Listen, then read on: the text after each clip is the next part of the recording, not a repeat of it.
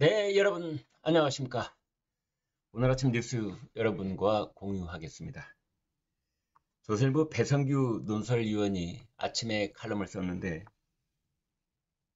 두 달 뒤 이재명 대표를 흔들 태풍 3개가 동시에 몰려오고 있다. 이렇게 말했습니다. 먼저 선거법 위증교사 1심 선고 10월에 예정돼 있죠. 두 사건 모두 다 단순 명확합니다. 간결합니다.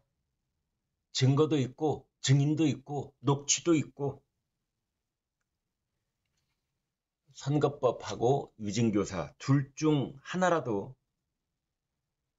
이른바 피선거권이 박탈되는 그런 선고가 나오면 이재명의 대선 가도에 빨간불이 켜집니다. 가령 집행유예 이런 거 나와도 그렇게 됩니다. 벌금 100만 원 이상 나오면 그렇게 됩니다. 이재명이 가장 두려워하고 있는 일이라고 할 수 있습니다. 두 번째 태풍은 10월 중순에 전라남도 곡성 영광 군수 보궐선거가 열립니다. 조국 대표의 조국혁신당이 두 곳 모두 후보를 낼 예정입니다. 호남이 민주당 텃밭이라고는 하지만 만만치 않습니다. 조국당은 총선에서 호남 비례대표 득표율 1위였습니다. 곡성 영광도 1%포인트 안팎의 차이밖에 안 났습니다. 이번 당대표 경선에서 호남 지역 투표율과 이재명 대표의 득표율이 낮았습니다. 상대적으로. 이번 곡성 영광 보궐선거에서 만약 민주당이 지게 된다면 조국 대표에게 호남 주도권을 빼앗기게 됩니다. 세 번째 태풍은 11월에 친문적자 김경수 전 경남지사가 돌아옵니다. 다 아시는 것처럼 지난 8.15 복권 때 대선 가도의 길이 열린 사람입니다. 지지율 첫 번째 조사에서 5.4%가 나왔는데 한 자릿수니까 아직은 미미한 것 아니냐 이렇게 볼 수 있으나 그렇지 않습니다. 첫 번째 데뷔에서 5.4%를 찍은 사람은 김경수가 유일합니다. 물론 김경수가 대선에 출마할지 여부가 명확치는 않습니다. 친문 진영도 지난 대선 총선을 거치면서 공천 학살로 지리멸렬한 상태에 빠져 있습니다. 그러나 그렇지 않습니다. 물밑에서는 엄청난 오리발, 물밑에서의 물갈 퀴질이 지금 열심히 진행 중에 있습니다. 친문, 비명, 문재인 정부 때 청와대 인사들 저녁마다 활발하게 335 모이고 서로 연락이 오고 가고 김경수 귀국에 맞춘 여러 가지 준비가 활발하다 이렇게 볼 수 있습니다. 아무튼 자타가 다 공인하고 있듯이 김경수는 가장 확실한 이재명 대체제가 될 수 있습니다. 물론 이재명은 이 세 가지 태풍을 뛰어넘기 위해서 아마 갖은 수단을 다 동원할 것입니다. 이재명 글쎄요, 생존 능력의 최강자다. 임기응변의 달인이다. 어떤 위기가 와도 살아남았지 않느냐. 이런 얘기가 있기는 있습니다. 핵심 측근은 법원과 대화 통로가 필요하다라는 말을 하기도 했습니다. 아무튼 선거법 무조건 벌금 100만 원 이하로 막아야 한다라고 생각할 것입니다. 당선 무효형이 나오면 이재명 운명도 그렇지만 민주당도 대선 자금 430억 이상 토해내야 합니다. 물론 그런 판결은 법원에서도 용기를 내야 되는 그런 판결일 수가 있습니다. 위증교사 혐의는 유죄가 나와도 이재명 쪽에서 시간 끌기를 할 수가 있습니다. 대법원까지는 일단 2년 넘게 걸릴 것이다. 그렇다면은 대통령 선거 이후에 대법원 판결이니 일단 대선 승리에 올인을 하면 되지 않겠는가. 이렇게 보는 것이고요. 다른 한편 대통령 탄핵, 윤석열 대통령 임기 조기 종식, 그 방법으로 대통령 선거를 앞당기려는 그런 마지막 비상수단을 쓸 수도 있다. 이런 얘기도 나오고 있습니다. 아무튼 이재명은 지난 대선과 총선을 거치면서 친문 비명의 경쟁자들을 전부 다 정리를 했습니다. 김경수를 환영한다 라고 말했지만 속내는 매우 복잡하고 껄끄럽습니다. 아마도 개딸과 친명들을 전면에 내세워서 김경수라는 싹을 잘라버리려고 할 것입니다. 조국 대표도 대체제로 거론될 수 있으나 조국은 항소심까지 지금 자녀 입시 비리 등 해서 징역 2년형이 확정 선고되어 있지 않습니까? 대법원 판결도 비슷할 거라고 보고 대법원 판결이 나오면 조국은 자연스럽게 해결된다, 사라진다, 이렇게 기대하고 있는 것 같습니다. 김경수나 조국이나 윤석열 정부에 대한 탄핵 연대 혹은 무슨 선거 연대, 보궐선거도 그렇게 나올 수도 있는데요. 아무튼 탄핵 연대, 선거 연대 이런 방식으로 조국을 감싸 안으려고 시도할 수도 있습니다. 그 시나리오대로 간다면 김경수와 조국을 제끼고 이재명이 또 한 번 야권에서 유일한 대선 후보가 될 수 있습니다. 자, 문제는 그 다음이라고 할 수 있죠.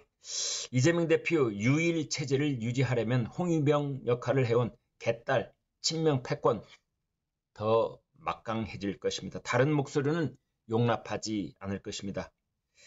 비주류는 이탈하고 가장 큰 문제는 민주당의 중도 외연이 쪼그라들 것이라는 점입니다. 사법 리스크를 막기 위한 방탄과 탄핵 집착증은 만성적 정쟁과 국회 폭주로 이어질 것입니다. 이재명 대표가 집권을 위해 내세운 실용적 먹사니즘도 생존을 위해서는 뭐든지 하는 막사니즘, 막 살아보자, 막사니즘으로 변질될 가능성이 있습니다. 각종 개혁과 민생 정책 추진 약속은 깨지고 유능한 경제정당으로 거듭나겠다 했던 이런 슬로건은 다 구호에 그칠 가능성도 있습니다.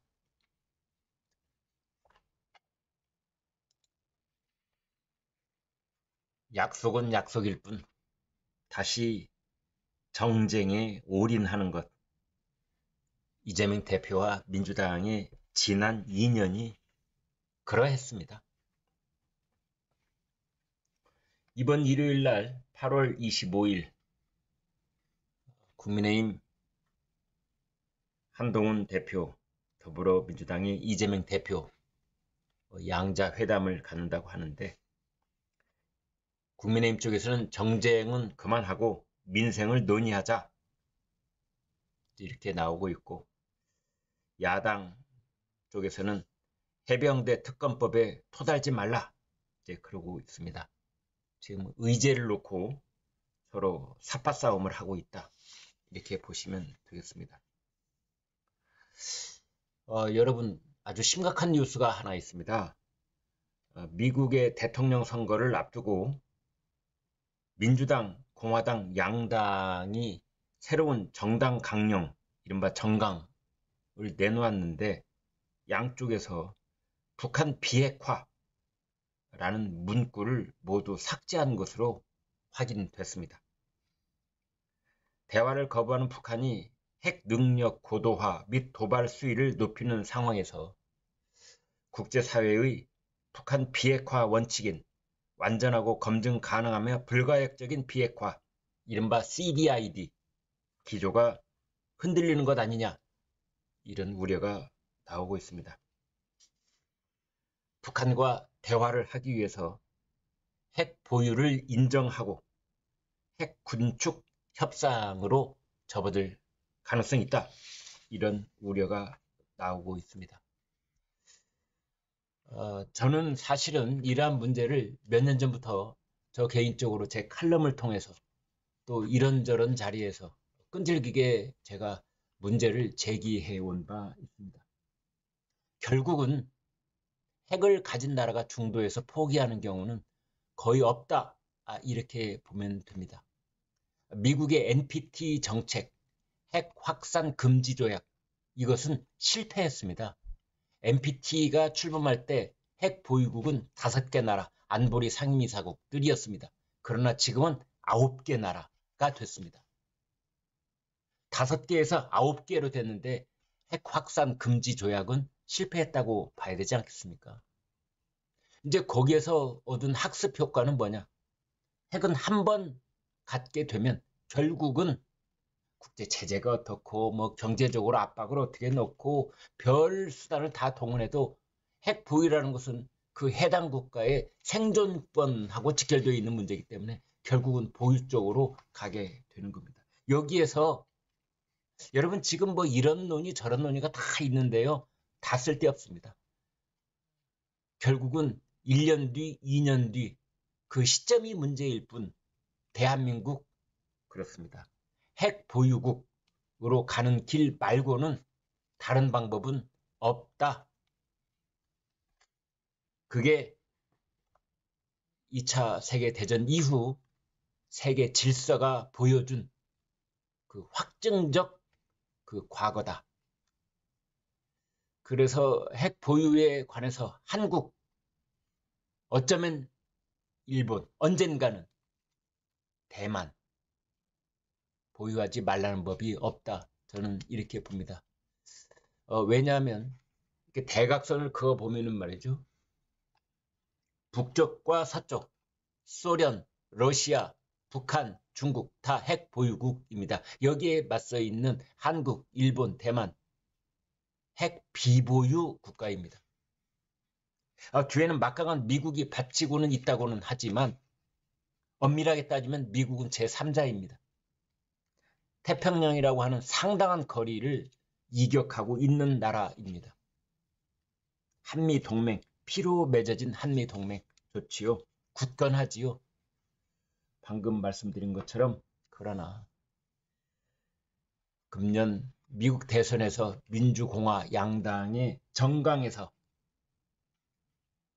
북한 비핵화라는 문구가 삭제됐습니다. 아무튼 미국 민주당의 그 대선 후보 카멜라 해리스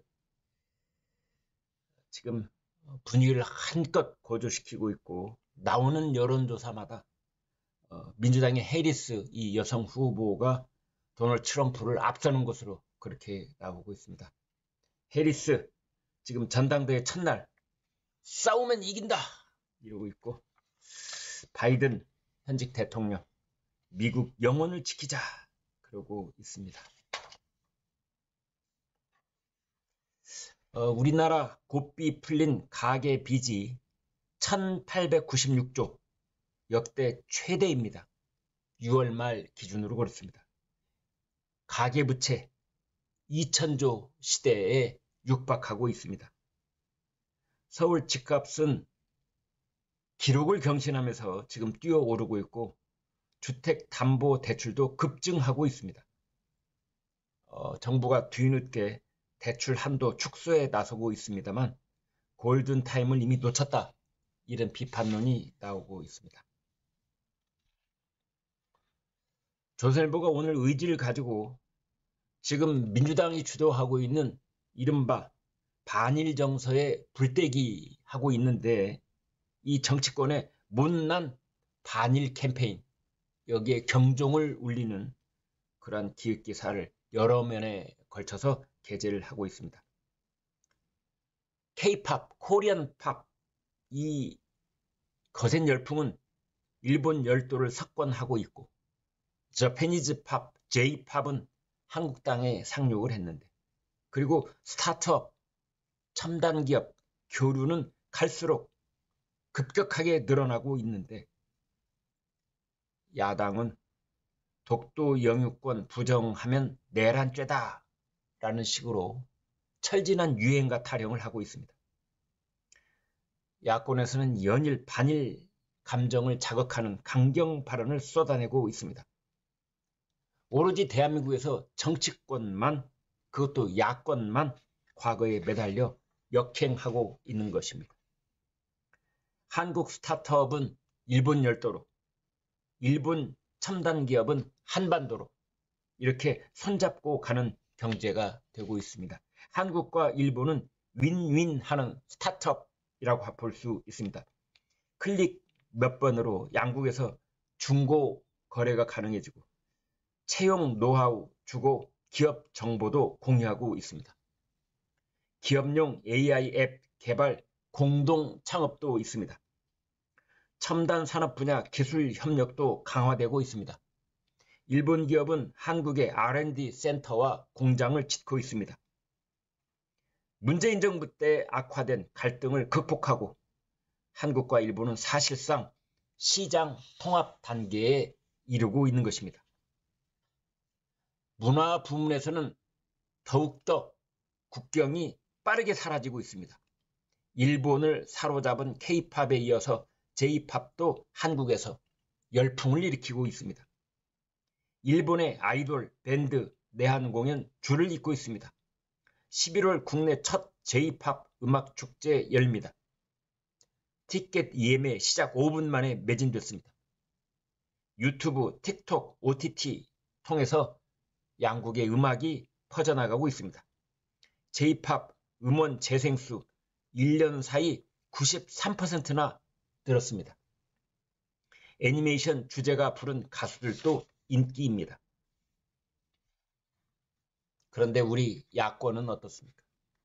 지금 일제치하도 아닌데 무슨 뭐 밀정 정권이라느니 총독부의 10대 총독이라느니 너덜너덜해진 낡아 빠진 친일 반일 공방을 벌이고 있는 겁니다.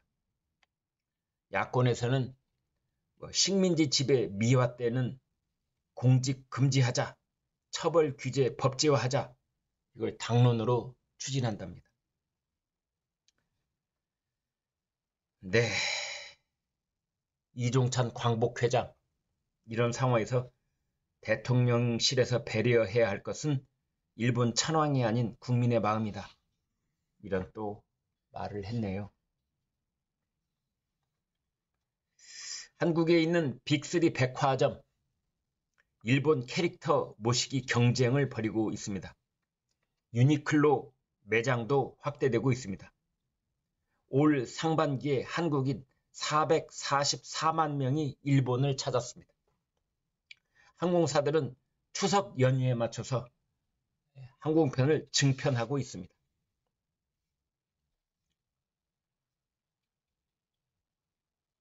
일본 NHK 공영방송에서는 동해바다로 시작하는 노래가 나와도 교토 국제고교 여기가 이른바 고시엔 일본 고교 야구 선수권대회 8강, 4강 때 거기에 승리를 했기 때문에 승리한 그 학교의 교가가 한국어로 울려 퍼지고 있는 겁니다. 동해바다 건너서 야마도 땅 이렇게 시작되는 한국어 교가, 고등학교 교가가 NHK로 방송이 되고 있는 겁니다. 그래도 일본에서는 아무 말 없습니다. 반대로 한국에서 고등학교 야구 선수권 대회가 열렸는데 제 한국 일본인 학교 학생들이 8강, 4강을 승리를 해서 그 학교 교가가 울려 퍼지고 이것을 KBS가 생방송으로 그 방송을 틀었다. 아마 야당 쪽에서 난리법석을 피웠을 겁니다. 물론 일본에서도 한국어 교가가 듣고 싶지 않다. 뭐 이런 교토국제고 고시엔 4강을 혐오하고 비아냥거리는 그런 일부 SNS 검색어들이 있기는 있습니다. 네, 오늘 준비한 내용 여기까지 여러분과 공유했습니다. 구독, 좋아요 부탁드립니다. 여러분 대단히 고맙습니다.